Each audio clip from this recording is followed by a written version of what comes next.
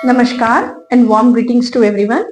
Today's our topic is alternating current and direct current. आगे बढ़ने के पहले प्लीज मेरे इस वीडियो को लाइक, सब्सक्राइब एंड शेयर कीजिए। आप में से कोई यदि करंट के बारे में जानना चाहते हैं तो आप मेरे पुराने वीडियो को रेफर कर सकते हैं। Now I am going to explain alternating current या हिंदी में प्रत्यावर्ती धारा। As the name shows alternating current means the current which alternates. इसको हम वेवफॉर्म के फॉर्म में समझते हैं।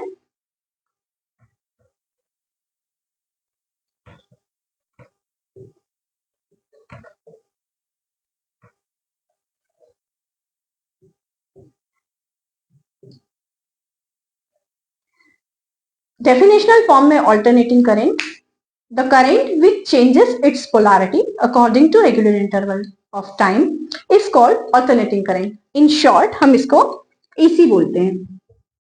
आप यदि वेवफॉर्म में देख रहे होंगे तो ये करंट जो है ये अपनी पोलैरिटी को चेंज कर रहा है पॉजिटिव टू नेगेटिव। आगे यदि हम सर्किल बढ़ाते हैं तो नेगेटिव टू पॉजिटिव जाएगा। So this is called alternating current. And direct current the current which doesn't changes its polarity and value is called direct current। इसको भी हम वेवफॉर्म के फॉर्म में समझते हैं।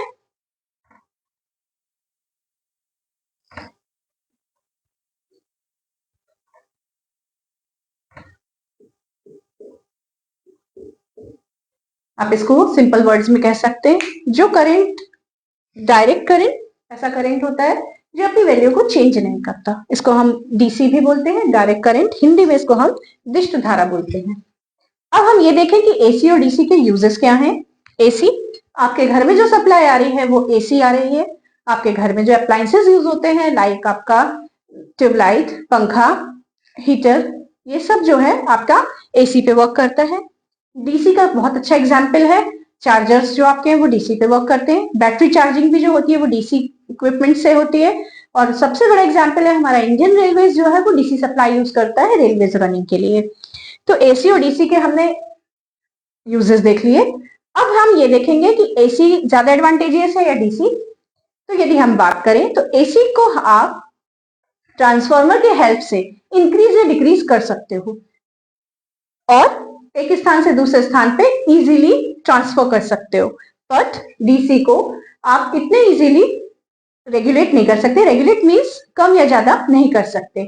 सबसे पहले एसी के जो इक्विपमेंट की यदि हम बात करें तो एसी के इक्विपमेंट कम कॉस्टली होते हैं। डीसी के इक्विपमेंट यदि हम इसके पावर को चेंजेस करना चाहें, इसमें हम ट्रांसफर ज्यादा दूरी तो करना चाहें तो इसके इक्विपमेंट कॉस्टली हो जाते हैं। ये कम स्पेस लेते हैं एसी के इक्विपमेंट्स एंड डीसी के इक्विपमेंट ज्यादा स्पेस लेते हैं। तो सबसे बड़ा तो यही डिसएडवांटेज हो गया डीसी का कि ये कॉस्ट जो है आपकी कैपिटल कॉस्ट को इंक्रीज कर देता है।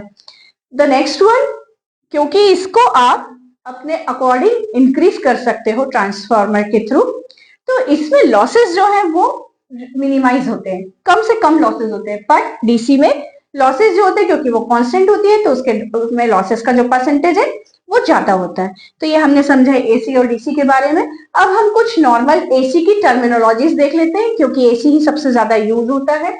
तो सबसे पहले मैंने अभी थोड़ी देर पहले वर्ड यूज किया था wave form. So wave form is what I can say if we plot instantaneous value of any alternating quantity so the graph which plotted is called wave form. यहाँ देखिए मैंने करंट को अलग अलग values पे plot किया हुआ है।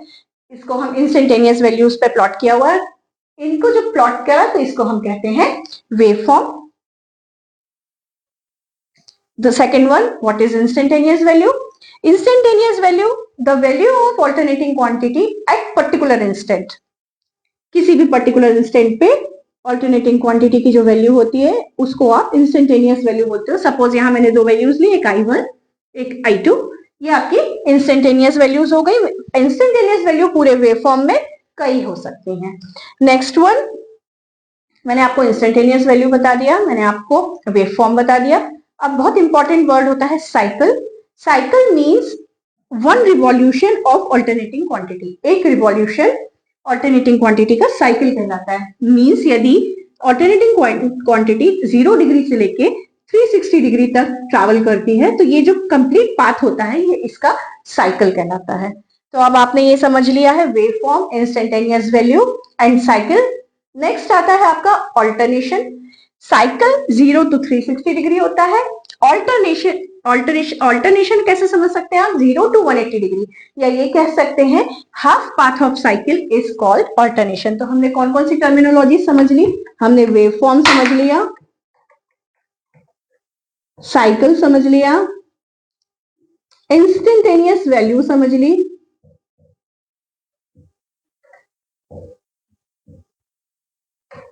और ऑल्टरनेशन समझ लिया। इनमें से किसी में भी यदि आपको डाउट हो तो आप कमेंट सेक्शन में कमेंट करके डाउट आपका पूछ सकते हैं।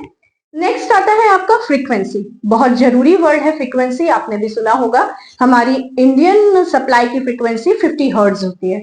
Frequency is denoted by F.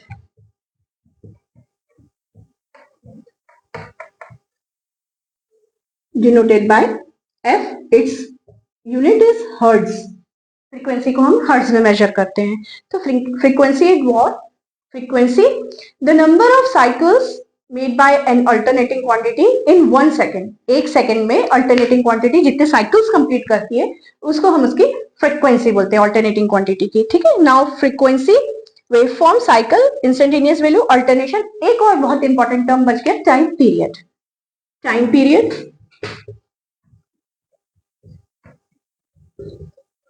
denoted by T. Time period is, I can say, the time taken by a cycle to complete 0 to 360 degree revolution. 0 से 360 डिग्री तक का जो रिवॉल्यूशन है उसमें जितना टाइम एक साइकिल को लगता है वो उसका टाइम पीरियड कहलाता है। So this part is called time period, denoted by T. The next one is amplitude. आपने बहुत सुना होगा ये वर्ड एम्पलीट्यूड। इसको हम एम्पलीट्यूड के अलावा मैक्सिमम वैल्यू भी बोलते हैं। मैक्सिमम वैल्यू भी इसको हम बोलते हैं। यदि आप इस वेवफॉर्म में देखें तो जो भी मैक्सिमम वैल्यू दोनों पोलैरिटी में एक क्वांटिटी के द्वारा अटेन की जाती है, इसको मैं IM1 देती हूँ, इसको IM2 देती हूँ, इसको आप मैक्सिमम वैल्यू, पीक वैल्यू या फिर एम्पलीट्यूड कहते हैं। देखिए पॉजिटिव में IM1 मैंने लिया मैक्सिमम क्वांटिटी, और नेगेटिव पोलैरिटी में देखिए मैंने IM2 लिया। तो maximum value attend bye a quantity in any polarity is called maximum value या एम्पलीट्यूड।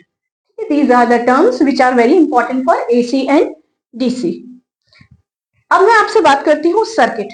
तो सबसे पहले ये जानना जरूरी है कि सर्किट के कितने टाइप्स होते हैं।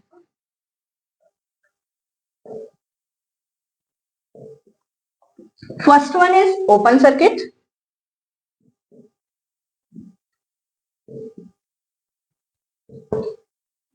Second one is close circuit, third one is short circuit.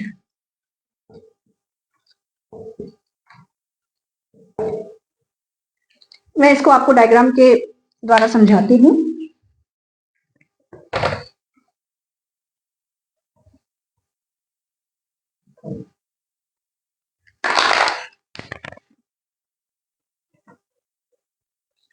Suppose this is supply connected to any circuit. This is a load and this is a switch S1. If these two points are not connected, then this type of circuit is called open circuit.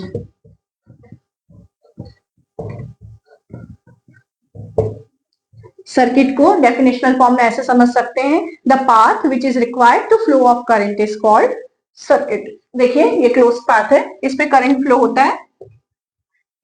तो the path required for alternating quantity for the flow is called circuit. ये circuit में देखेंगे आप, यदि ये कोई switch है, यदि ये ओपन है तो ये सर्किट कहलाएगा ओपन सर्किट। सेकेंड वन मैंने आपको बताया short circuit and close circuit. Third one, first I explain to you the close circuit.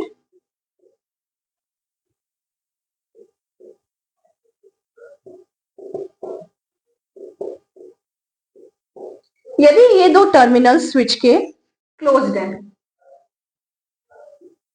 तो this type of circuit is called close circuit.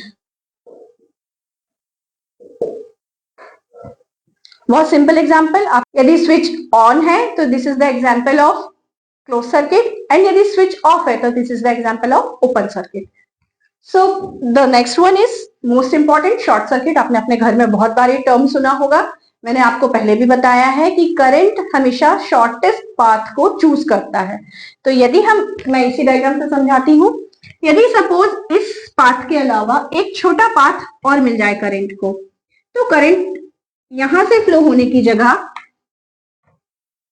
यहां से फ्लो होना शुरू कर देगी।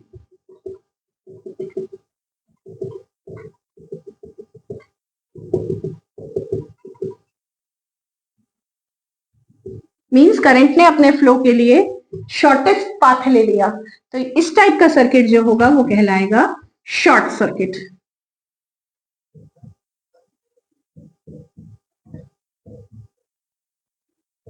शॉर्ट सर्किट के डिसएडवांटेज, शॉर्ट सर्किट के बहुत सारे डिसएडवांटेज हैं। ये सबसे पहले तो आपके सर्किट को ब्रेक कर सकता है, हीटअप हो सकता है, और इससे कह सकते हैं आग भी लग सकती है। तो शॉर्ट सर्किट का आगे और हम डीप डिस्कशन करेंगे। अभी ओपन सर्किट, शॉर्ट सर्किट और क्लोज सर्किट, इतना मैंने आपको बताया। यदि आपको कोई भी इसमें कुछ डाउट हो तो आप कमेंट करके मुझसे पूछ सकते हैं। और यदि आपको मेरा ये वीडियो पसंद आया तो please like, subscribe and share. Thank you so much.